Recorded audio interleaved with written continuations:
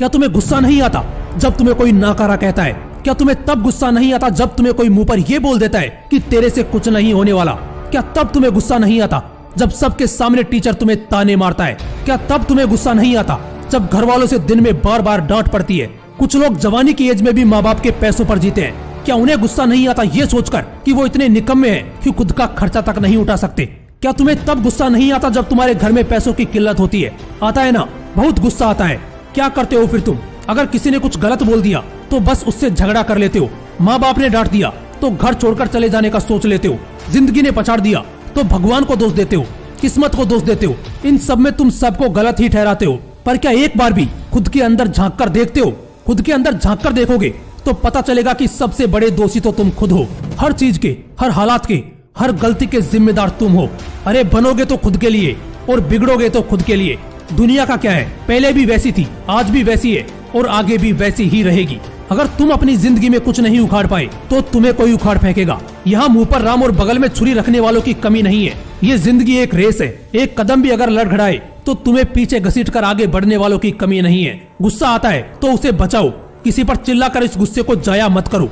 गुस्से में झगड़ा और टाइम पास करने से लाख गुना बेटर है उस गुस्से को इन्वेस्ट करो वहाँ पर जहाँ इसकी जरूरत है। दुनिया में कितने सारे ऑप्शन है लोगों के पास जिससे वो घर बैठे हुए भी अच्छा पैसा कमाते हैं, लेकिन तुम्हें कहाँ फुर्सत है ये इंस्टाग्राम पर फालतू के रील्स निहारने से, यूट्यूब पर फेकम फाक चीजें देखने से, दिन भर बिस्तर पर पड़े पड़े सिर्फ सपने देखने से। कुछ नहीं मिलने वाला जिंदगी में तुम्हें अगर यूं ही फालतूगिरी करते रहोगे। उम्र निकल जाएगी ये समझने में कि लोग तुम्हारी इज्जत क्यों नहीं करते या क्यों नहीं करना चाहते। जो लोग 15 से 30 साल के बनना चाहते, जो लोग 15 से 30 साल के बीच में है और अगर इस वीडियो को देख रहे हैं तो ध्यान से सुनो। देखो, इस उम्र में गुस्सा बहुत आता है, लेकिन 99% लोग इस गुस्से को यूज करना ही नहीं जानते। 99% लोगों को गुस्सा गलत रास्ते पर ले जाता है। अगर गुस्सा आता है, अंदर आग लगती है, तो इसे किसी पर चिल्लाकर बर्बाद मत करो। इस गुस्से को अपने काम में लगाओ, सामने वाला खुद ब खुद झुक जाएगा।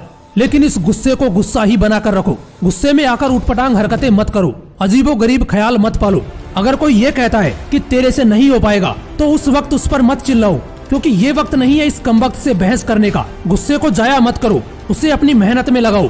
कामयाबी खुद तुम्हारा शोर मचाएगी। ट्रोलर को जवाब मत दो, काम में परफेक्शन लाओ, बंदा खुद ब खुद जल जाएगा। अगर गुस्से को इम्प्लीमेंट करना सीख गए तो समझो आधी परेशानियां निपट गई। एक किस्सा सुनाता हूँ आपको जो शायद आपने जरूर सुना होगा, और अगर नहीं सुना तो ध्यान से सुनना। आप रतन टाटा जी को तो जरूर जानते होंगे। 1998 में अपनी कंपनी में हो रहे नुकसान को झेलते हुए रतन टाटा जी पहुंच गए अमेरिका, बिल फोर्ड के पास, दिल पर पत्थर रखकर खुद की कंपनी बेचने के लिए। लेकिन बिल फोर्ड निकला ताने कसने वाला। पहले तो रतन टाटा को उसने काफी देर बाहर बैठा कर रखा।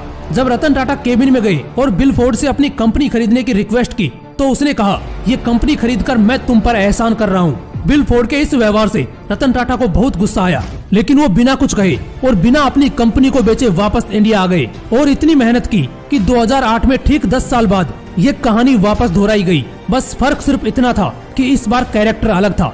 इस बार खुद बिल फोर्ड अपनी कंपनी में घाटा होने की वजह से इंडिया आए और बिल फोर्ड ने अपनी उसी जबान से कहा, यह कंपनी आप हमसे खरीदकर हम पर एहसान कर रहे हैं। इसे कहते हैं गुस्से का सदुपयोग। पावर तो टाटा जी के पास भी थी, जबान तो उनके पास भी थी, पर बजाय इसके उन्होंने गुस्से को जबान से नहीं काम से बाहर निकाला।